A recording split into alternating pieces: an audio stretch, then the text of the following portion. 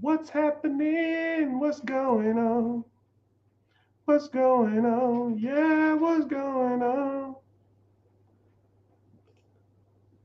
Hope all is well. Welcome in, welcome in.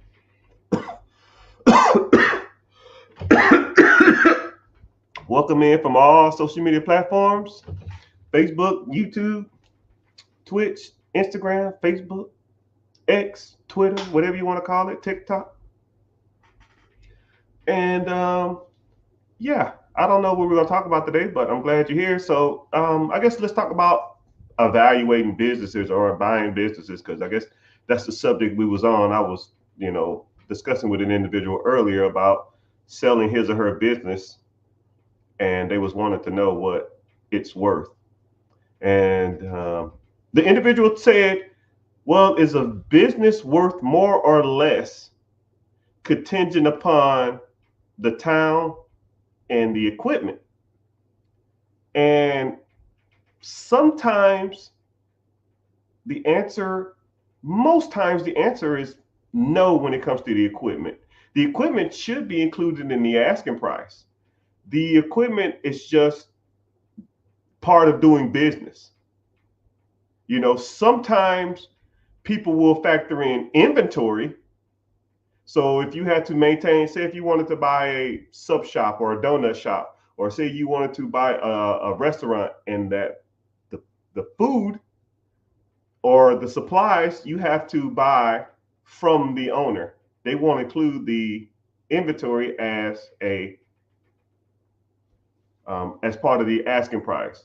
But generally, the equipment, which is the FF&E, furniture, fixings, and the equipment. So furniture, tables, chairs, uh, fixtures, the light fixtures, the you know lighting, the hood vents, and the equipment, cash registers, the oven, the preparation tables. Generally, that stuff is included in the purchase price of a business. And a lot of people feel like since they paid a certain amount for it, then this should be extra. No, it's just a part of doing business. A lot of times, whenever you factoring in the multiplier for a business, you know, when you factor in the multiplier for a business, you're not going to look at the equipment.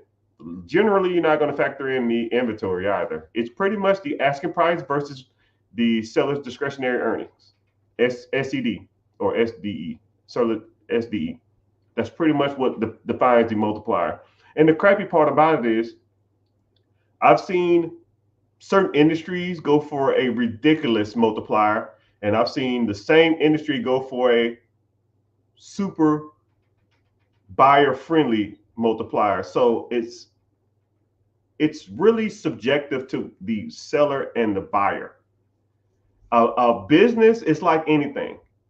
A business is worth what a person is willing to pay for it at the moment. So if you have a business and the multiplier on that business is a three multiplier, you're making $250,000 a year. So it's a three multiplier. 250 times three is 750. So you'd be selling this business between 700 and 800,000. And you say, well, I want $2 million for it. All right, cool. Throw $2 million on it. If some clown out there in the world wants to pay $2 million for this crap, then sell it. And if you know it's bringing in $250,000, and the multiplier should be 750, but you want to sell it for 500, which is a two multiplier, and somebody wants to pay for it, then sell it. It's what the person is willing to pay for something, and a lot of people overlook. They kind of put a lot of emphasis on multipliers when in actuality it's really just what a person really willing to pay for something. You know, and me personally, I don't even care about multipliers. I don't even look at it. I don't care what the industry standard for something is when you buying a business. If I can service my debts and recoup my down payment and pay myself a salary, then I'm for it. Anything other than that, don't care. If I buy it for 1 million and the payment on the million is 100,000, and it brings in 150, then the 150 comes in. My payment is 100. That's $50,000 left. But I put $100,000 down. That means I'm negative $50,000 year one. That's a dud. That's a dud. I make no monies. I lose $50,000 from my initial down payment. And the only person that makes money is the person who bought it, who I bought it from, and the person who and the government when I get pay them loans back. Those are the only people that make money. And I think that's more important than a multiplier, which the industry standard states, oh man, you should be at this price, which is all subjective. That's all of that crap subjective.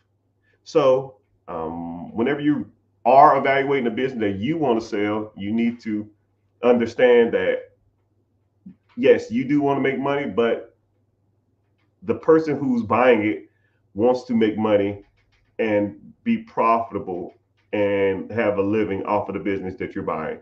And a lot of people don't think of it like that. A lot of people are like self-centered and greedy. So a lot of people always say, I built this from the ground up. You don't do that much. I want 8 times multiplier for this shit. And I'm just like, all right, well, wishful thinking, have fun. No one's buying this. And then and then also too is when you sell things, you have to factor in, or you think about things like this. If I sell this business, how much am I going to pay in taxes? Because a lot of people don't even think of it like that. A lot of people always say, man, I want to sell this business. It's going to net me $1 million, but capital gains tax or income tax is no joke on $1 million. Let's just say you're at 30% or something. That's $300,000. Wow. Do you want to pay $300,000 in taxes? I like Uncle Sam just like the next person, but hell no. There are strategies that you can do when selling a business or even buying a business that you can reduce or minimize taxes. But you have to learn these things. You have to be taught these things because people aren't just going to tell you how to do these things. First of all, are you even asking the right questions? Do you even know who to go to to find this stuff out? And is the information creditable too? Or people just out here saying shit just to get clicks and views? It is what it is. But welcome in everybody. Just kind of testing the water, see how y'all doing.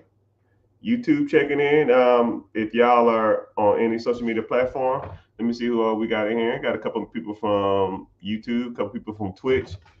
But appreciate y'all being here. It's easier, YouTube pays me to be here. So if you want to click the link in the bio, stroll up there and go to YouTube and watch. I greatly appreciate it. Actually, YouTube questions, I actually see a whole lot faster and they're right in my face. They like pop up on my screen. So I prefer to get my questions from YouTube. It's a lot easier. But since I guess we're on a business subject, let's talk about wanting to buy, I guess, your first business, okay? Because there's a lot of people that come to me and say stuff like, man, I want to buy my first business. I don't know where to start. I want to take over something that's already existing. I don't want to be there. I want to do this. I want to do that. Okay. We'll talk about that. So first thing you need to establish is that you want to do it, right? It's just you have to say or commit to the idea of wanting to buy a business. And I tell people to turn off what you want and turn on the process of doing it, because wanting a business should take precedence over what you want. It's good to have ideas, but once you start evaluating certain industries and breaking down certain numbers of particular businesses, a lot of times something else will pop out to you more so than what than what you want. Because like I said before, a lot of people say, "Yeah, I want a laundromat," and then they start looking at laundromats and they're like, "Are these any good?" And I say, "Okay, cool, let's break them down." And we start looking at the numbers of laundromats, and you go, "Well, damn, these kind of suck." And I say, "Yeah, they do suck." You start looking at laundromats around the world or around the nation. Man, these all of these suck. Yeah, I always use the analogy of Jordans. You know, you go to Foot Locker, you see Jordans for $100, but they have a limited amount. Some sneakerhead coming in buy every damn pair, and then they take them to a shoe convention or eBay, and then they sell them for $300. And you're like, well, damn, I just wanted $100 pair of shoes. Yeah, well, now you got to pay 300, which is kind of jacked up. You buy them, people buy them and think they're sitting on a gold mine, and then they try to upsell them for more than what they're really worth because people are in love with the idea of laundromats. I wouldn't be surprised if there's a group of individuals that's sitting on a large amount of liquid funds who just goes around and buys up mom and pop laundromats and then upsell them for a ridiculous amount of money. If I had a crap ton of money liquid just sitting around, I probably would do that because everybody swears up and down by laundromats. And as soon as you start looking at the numbers, I see laundromats. I get like a business newsletter from multiple different people, and I get tons of different businesses. And I get one from not the laundry source. I forgot what it's called. It's the laundry something. And I get probably pitched or sold or looked at probably 5 laundromats a week. And all I do is stroll down and look at the numbers. And I'm just like, yo, this sucks. These suck. And then every month I look at the same letter and it'd be a different one on there. So either someone they're taking them off or someone's buying them. And I wish I could sit down to anybody, especially laundromats, but almost really anybody. If anybody ever wants to buy a business, I wish I could sit down with them for at least a half an hour and just say, yo, this is what you need to be looking for, right? Don't be in love with the ideal of, man, I want a laundromat. I can make it so pretty. I could paint my machines gold. It could be a cool, hip area. I could do fuck that. Does this shit make money, man? That's what you need to be focused on. Do it make money, right? And is it sustainable over a long period of time? And a lot of people truly don't understand that what they should be spending for these, but people get stuck on stupid. People think that what they're buying is um, cool because they're in love with the ideal of something versus what they're paying for. Another good analogy is when you see people who buy like Hellcats or Scat Packs or Challengers or Chargers or any of that crap, and the car is $50,000, $60,000. They're paying 17% interest. Their payment is $1,200, $1,500 a month, but they're so blinded by the fact that they got a Scat Pack, they're not looking at the finances and the damage they're doing to get into it. Right? I mean, it's the same thing with laundromats, right? If people are hell bent on a certain object, a certain business, oh man, I want an apartment complex. So you're gonna overpay for an apartment complex because that's what you're hell bent on. Oh man, I want a laundromat. You're gonna overpay for a laundromat because that's your idea. Oh man, I want a Scat Pack or a Hellcat or a Track Hawker, all that crap. And then now you're stuck on stupid, thinking that I'll do anything to get in this car. I'll do anything to get into this apartment complex. I'll do anything to get into this business. When in actuality, that business, that car or that apartment complex is super overpriced and it's not worth half of what you're going to pay for it. But yet, you're going to do it anyways because you have an ideal in your head and you think that me being persistent and me going out for my goals and me going out for my dreams and me, striving for what I want is the way to do it. But you're just going about it the wrong way, right? And then sometimes, you got to tell people that shit's dumb. That doesn't make sense, right? And then once you look at it from a numbers perspective, once you look at stuff like that from a numbers perspective, it'll always stand out as a bad idea or a good idea. And once you start looking at the things from a numbers perspective and you're just like, damn, I can do this. This makes sense. If you look at it, it's like, oh man, I guess I can make this work. If you say some shit like that, then no, man, it ain't for you. This ain't for you, right? You don't know what you're doing. You need to sit down with a professional and learn how to evaluate businesses. You need to learn how to evaluate apartments. You need to learn how to evaluate vehicles and all that kind of stuff, right? And then I was talking to, I had posted a video on, I think it was Instagram, maybe, and it was me talking about a guy. It was like a 25-year-old guy who bought a Hellcat or a Scat Pack, and he spent $50,000 on it. He was 25 years old, and I said, "Well, why would you buy a $50,000 Scat Pack? We could just invest the money, and you'll be rich in the next, 25, 30 years or something like that." And you know how, and people so freaking ignorant. Well, what if he don't live to be 50? Okay, idiot. What if he does? I mean, we can go hypothetical all day long. And then the bad part about it is I ain't never, right? Even in my adult life, I have never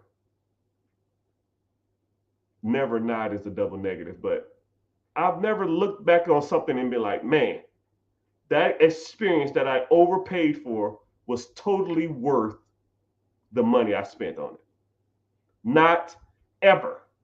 I've never looked at an experience that I overpaid for and said, man, it was totally worth it.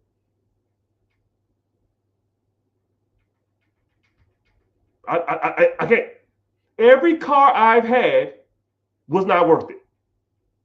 Think about it. What car have you purchased and made monthly payments on was worth it? I've had $1,000 car payments. I bought $5,000 cars for cash. You know, the crazy part about it is I bought a car and it was, let's say, $1,000 a month for 72 months, $100,000 car. And the bad part about it is right before the damn thing's paid off, it started acting up. Right before. And I said, okay, cool, let me just get another one. Buy another $60,000 car. 5, 6 years later, right before that shit started being paid off, it started acting up again. So I'm thinking to myself, why do I keep buying this shit? Right? And I've never been like, man, I feel so cool driving this car. All I'm thinking is, damn, I got to pay this $1,000 a month and the first. That's all I'm thinking. And a lot of people don't see that as a problem. They see it as normal. And people in the comment section say dumbass shit like, well, he needs a car. Yeah, he needs a $55,000 Scat Pack. Who need a $50,000 Scat Pack? And I put him at 8% interest. 25 years old. Come on, dog. I'm sure he popping every bit of. I had him at 7% when I did my payment. I had him at $790,000 on $50,000 over 6 years. I know he had more higher than 6%, 7%. Hell, I'll be happy to get my credit's damn near spotless, and I'll be happy to get damn 7% in this damn economy. Shit. For a used Scat Pack, get the f out of here with that shit, man. There ain't no way. No 25-year-old kid deserves a $50,000 Scat Pack. Right? Get you something to get your ass from A to B. Get your 15-year-old Honda Accord with 80,000 miles on it. Pay $6,000 for that shit, and you grind it out for the next 5 years. And then after that, after you saved up $80,000, $90,000, $100,000 that you would spend on this stupid ass car, that you put this into an ETF mutual fund, index fund, you got $80,000 in that account, then you go buy a Scat Pack if you want to, right? But now that money that you would have put into the Scat Pack, you put into an investment account, you just sit back and let it ride. Now, 30 years from now, you'd be sitting on 4, 5, 6 million bucks. Instead of you being like, you know what? I was 25 years old. I was cool. I did donuts in the parking lot. When I revved the engine, it goes, zing, zing, zing. That's the dumbest shit I ever heard in my life. Nobody cares, man. You can't be the king of the block forever. You can't be the king of the block forever. I almost see being cool as like being a banana. When you first pop up and you start being ripe, everybody wants you. Leave a banana on the counter for 2 weeks and then tell me you'll eat it. Same thing with that scat pad. It's cool for a couple months. 6, 7 months, you cool as fuck. Year one, nobody cares no more. Nobody cares. But you know who do care? FICOcenter.com or whatever the hell you finance that damn car through at 17% interest, your $1,200 car payment, they gonna care, you know. And you know what's crazy is that people, the most, you know, this is what's crazy. The richer you are, the less you care about materialistic things. It's crazy. It's crazy. And then the bad part about it is what things that you care about financially when you don't have money, rich people is the exact opposite. Like I give you a great example, right? I was at a buddy of mine, and this guy's rich, right? I mean, rich. I mean, a couple million a year, rich. And he said, "Hey, man, you want to come over and sing some karaoke? I'm having a get together. You can come over, bring the family. I'll cook out and stuff like that." So we get over there, and I'm thinking he probably got that little, that little bass, the little boom box that you go to, like, you think you go into like the store and you get the little boom box with some random ass songs on it, like $40 at the dollar store or some shit, or a Big Lots or something. No, this dude had like a Moshigi 1500. And I mean, I'm looking at this. It had like a touchscreen display.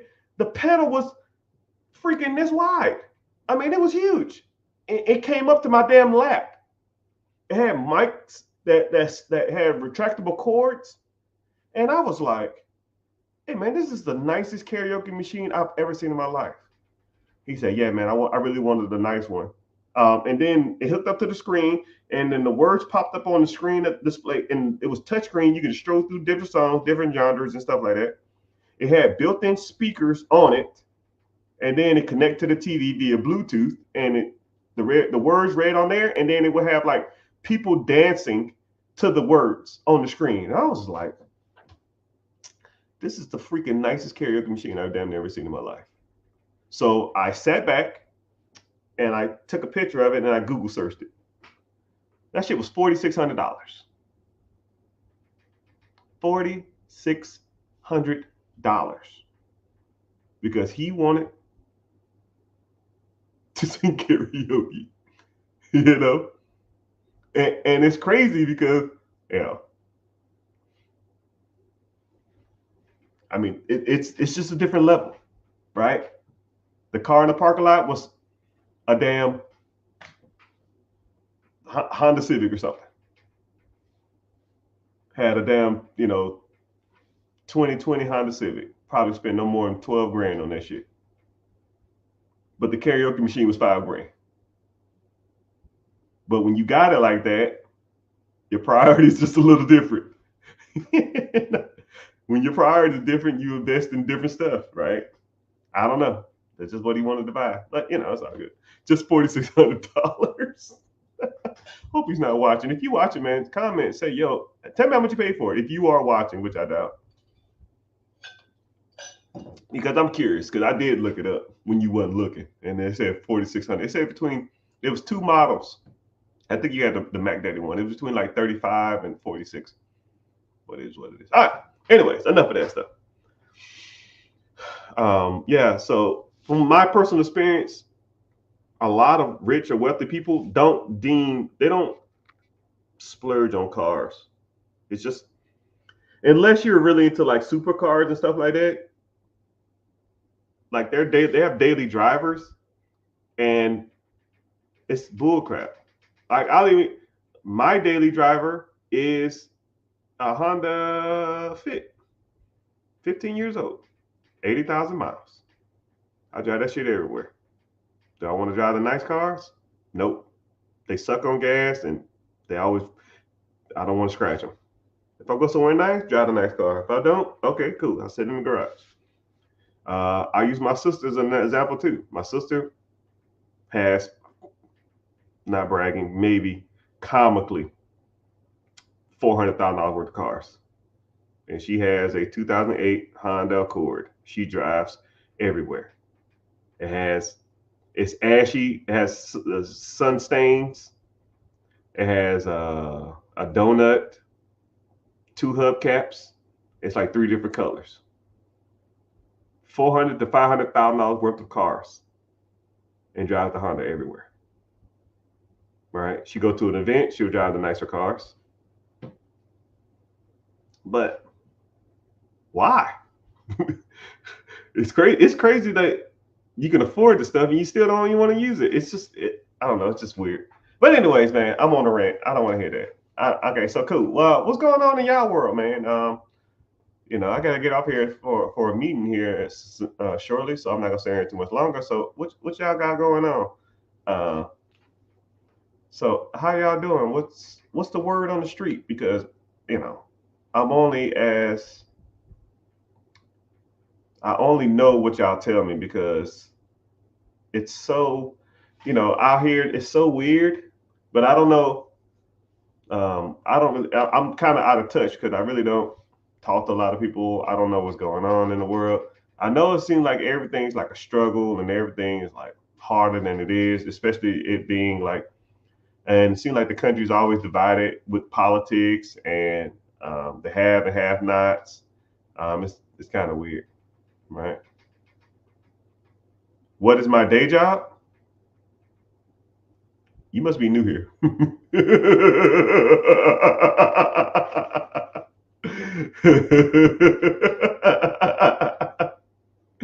Well, glad you asked.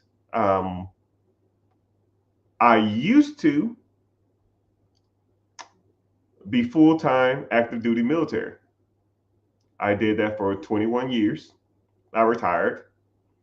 While I was in the military, I did 21 years. My sixth year in the military, I bought my first piece of real estate, and I used zero down payment. Well, I saved up 10,000. Then but I didn't use any of it. I bought it zero down, and then I said, well, shit, I could do 0% down. And then I rented it out for 1,500, and my payment on it was like 9.25.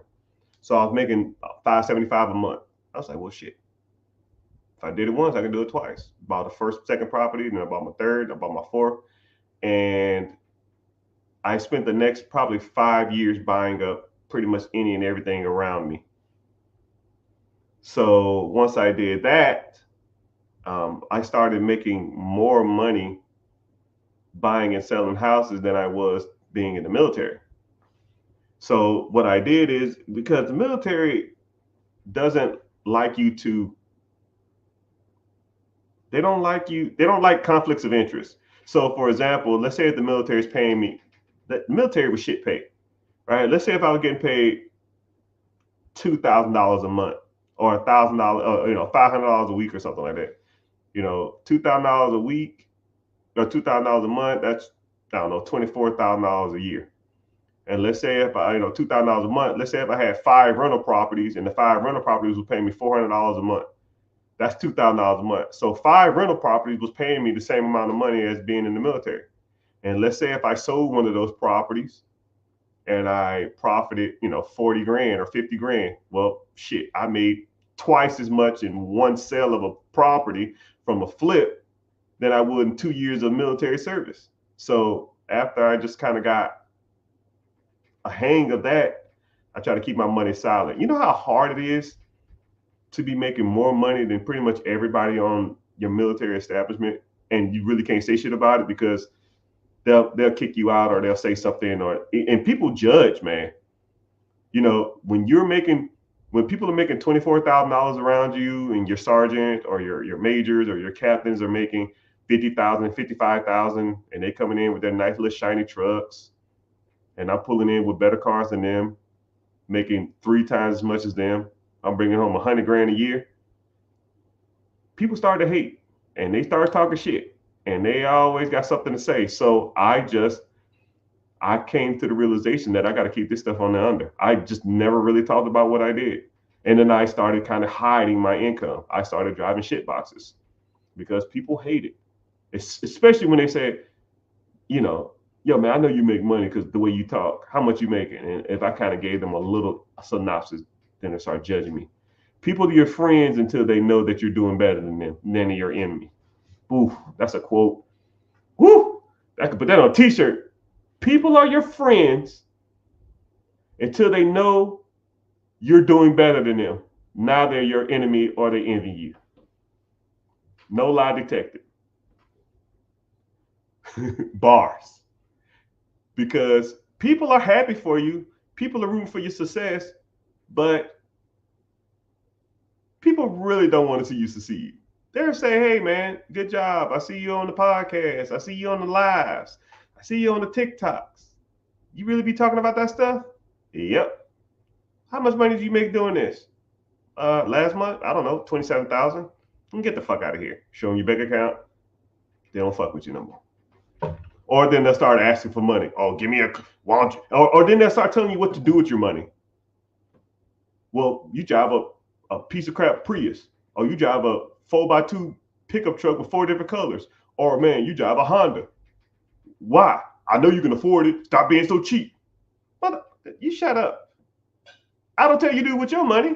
If you want to go out here and spend $1,500 on the damn F-150 and be struggling every month, that's your choice, right? I don't tell you what to do with your money. How about this? Sell that piece of shit ass Ford and get you something decent and reliable that's half the price with no payment on it, and you don't have to worry about it. And then you can invest your money. Oh, what really bothered me when I was in the military is I would show people how to do stuff, and then they just do it. You know, people want guidance, but people don't take your guidance. It's almost like they're hearing you, but they ain't listening. Hey man, you need to probably go into this account. You probably need to buy a house. You probably need to invest in this. You probably need to start looking into this. Oh man, that's pretty cool, man. That's pretty smart. 6 months later, nothing, bro. Anyway, so anyways, back to the question at hand.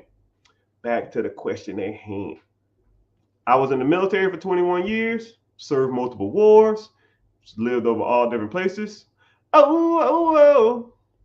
And then I started buying a lot of real estate. And then I had a decent units. This is where the game changed. This is where I went from doing okay to doing like baller status, right? I don't really, baller status is kind of subjective too, but I was playing golf, and I was with my neighbor who was a professional golfer, but he's retired. It was 2 other guys with him and another older guy, which was his friend. But the other 2 guys was the more relevant. I asked them, hey man, what do you do? He said, oh, I'm a real estate investor. I said, oh man, I invest in real estate too. He said, oh, I said, well, how many units? We call them doors in the industry. How many doors you got? I kind of started talking about my stuff. He's like, oh, okay, that's cool. I was like, that's cool. Like, oh man, that's cool. That's cute. Like, what the fuck? What do you mean that's cool? I said, what about yourself? This mother clucker talking about I got 30, either 31 or 32, 30, I think it's 31 or 3,300 units. Or doors. So you got 3,100 doors. He said, yep. I said, get the fuck out of here. Dude, you're like 29 years old. And he said, well, that's what I got. I said, man, get the hell out of here. You ain't got no damn 31. He's like, yeah, I do. And I said, all right, whatever. And I started talking about like how they do it, like birth strategy, syndication, wholesaling, fix and flip, syndication, lease options, commercial, multifamily. And he knew what he was talking about. And I was like, okay, yeah, this guy's not fucking around. So then I started talking to the other guy, and he says, I'm in private equity. And he said, I said, what does that mean? I said, I've always heard that term, but I don't know what that means. He said, private equity is just buying existing companies and holding them for a certain amount of time and then selling them. And he said, and I said, like, do you just Like you just buy them and then pay them off and then you sell them to someone else or something? He said, no, but once you understand what businesses should be selling for, once you see something that's underpriced, then you could just buy it. And once you buy it, you put some systems in place, you make it more profitable, and then you sell it for what it's worth. Right? And a good analogy, I'll always do this. Let's say I'm y'all comment y'all cars, right? So the first person who comments their car, I will do the analogy that he gave me. He said, yo, man, what kind of car you got? So I always like this analogy. So I'm gonna kind of break this down for you, how private equity is buying something undervalued is. Okay, someone said a Mazda. Okay, let's say your Mazda is worth 10 grand. Okay, it's worth $10,000 all day, all over America. Okay, and you said, I want you to start looking for Mazdas for sale. You said, okay, cool. You start looking for Mazdas, your year, your mileage, your color, whatever. 10,000, 11,000, 10,000, 9,000, 9,500, 11,000, 10,000, 10,500, $4,500. Wait, if I was looking and the average Mazda was selling for between 9 and 11,000, and I see one for 4,500, that's half the price. Hey, what's going on? Why are you selling this? Right? Man, I got a court date. I'm going to jail. I got 4 years and I need to sell this ASAP. Hey, man, I'm getting a divorce. I need to sell it soon. My wife's trying to get this money and I got child support. They're going to take me to jail if I don't make this payment. Hey, man, I just got in a pickle. I have to move across country. I need $4,500. I got an extra car. I can't do nothing with it. Ding, ding, ding, ding, ding. Now, you know it's undervalued because you know what they go for because you've been looking for them. So what do? You buy the shit. Okay? And then you take it to AutoZone. You put you an air freshener in there. Put you some floor mats in there. You get some Armor All and clean the seats. Clean the dashboard. Now that shit is worth 9,000 to 11,000. Now you sell it. Hey, if the average cars are going for 9,000 to 11,000, you put it back on the market for 9,100. Someone's going to come along and say, yo, this is $1,000 less than what everything else is selling for. You say, I fucking know. You put it back on and then you sell it to him. Oh man, I'll give you 8,800 for it. Deal. Because you got 4,500 plus $200 worth of damn upgrades. You sell it for 88, you got 48 into it, you make $4,000. Rinse and repeat. Same thing, but with businesses. Let's say there's a Dunkin' Donuts for sale. You got a Dunkin' Donuts, you know what Dunkin' Donuts are going for. Dunkin' Donuts, yours is worth $500,000. You start looking for other Dunkin' Donuts, $500,000, 510, 490, 500, 490, $300,000. Ding, ding, ding, ding, ding, ding. Hey, what's going on? Why are you selling this? Oh man, the owner of this got really sick. It was my father's. He got sick. He's on his deathbed. He don't want to deal with it no more. He just want to sell it, liquidate the funds, and then give the money out to his kids before he passed. So we just trying to sell it at a good price to get rid of it. Cool, I'll take it. Go get a loan for it. Boom. Hold on to it for a year, year and a half, 2 years. Sell it for $500,000, and it's cash flowing. So now, let's say you hold on for 2 years. It's bringing you in $200,000 a year. So now you buy for $3. You make $200 a year. That's $400. So now you positive $100,000, and then you sell it for $500,000. So now you make another $200. And so now you up $300,000. Anybody can do that shit, people. Anybody. You just got to know how to do it. And he broke it down to me just like that on the fucking the backside of the ninth hole. And I said, fuck, you were 100% right. I said, man, I need to start learning how to evaluate businesses. He said, treat me to lunch. You seem like a cool guy. I got you. His time was way worth more than lunch. Way more. And then his brother works for the State Department that assists people for buying businesses. His brother taught him how to do it. And he worked for the State Department. And I said, yo, man, you work for the State Department. I know you just on government stuff, right? I mean, can I just come down and we can hang out or something? Man, I brought him lunch. Man, I got there like 10 o'clock. Man, I left there like 3:30 in the afternoon. We was talking for like 5.5 hours. And dude, he put me on all the game. Your network is your net worth. He put me on all the game. And once you start sitting back and looking at private equity and real estate like that, cool. And then I asked the 3,100 unit guy. I said, hey man, how'd you get money for 3,100 units? I got a loan from a bank. I got a buddy that will loan you as much money as you want. I have a buddy that will loan you as much money as you want, but you got to take the chance. It's not cheap money, but you can get whatever you want. I called the guy. He said, I'm gonna give you his number. Don't waste his time. Do not waste his time. I called his ass. Hey man, what's going on? Hey, what's going on? You trying to get some loans? Yeah. Can you tell me more about it? Man, I ain't got time. But I'll send you an email. Click. What the fuck? I looked at the email. He said everything I raised him, he wants 10%. It's like, fuck. All right. You know, and I was like, 10% is expensive. I'm not paying that shit. And then I called the guy that had 30-some hundred units. And I said, yeah, man, this dude tried to charge me 10%. He said, you want the fucking money or not?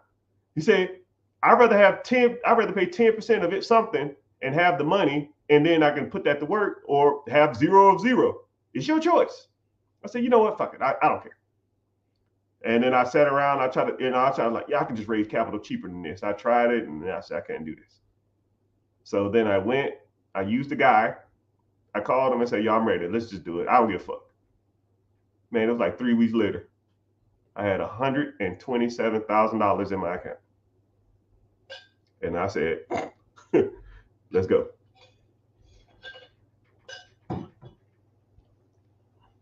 $127,000. Let's go. So then I started looking at real estate and private equities. And then it was just off to the races. It was off to the races after that. I just used the skills that I had from real estate. I used the skills I had from real estate a while back. And then I also used the skills from, they taught me in private equity and raising capital and all that kind of stuff. And I swear to you, I was doing good. I probably was bringing in military money, about 50,000. I was still active duty doing this stuff too. You know, so people say, I got to work and stuff to do this stuff. I was like, you an idiot. Like, there's no way. You still can do it. You're just making excuses. If there's not a person in the world that tells me they work more than full-time active duty military, there ain't a person in the world. I'm pretty much called 24/7. I'm working 12-hour shifts doing war exercises and stuff like that, while on the phone with conducting, $100,000 deals in a bunker. You can't tell me. No excuses. Don't want to hear that shit. And I was probably bringing in $140,000, $150,000 a year between the real estate and my full-time job in like 2000. And I had a decent amount of properties, but I wasn't bringing in that much money. And then after I did that, I shot to the moon. I was gone. Then after about 2 years of taking that money and just flipping it, then I started having like 6-figure months. So 6 figures, the most I've ever made in 1 month, if the IRS is not listening, $350 a month, which it is what it is, man. It is what it is. Allegedly. It pretty much catapulted my business, right? So for those people that thinking they're out there, they can't do this, so they want to do it, but they can't, or they don't know how. I'm living proof that this shit works. Homeless, Join the United States military with a toothbrush and a book bag. I turned that shit to $1 million empire. 6 figures a month. I'm living proof that this stuff works.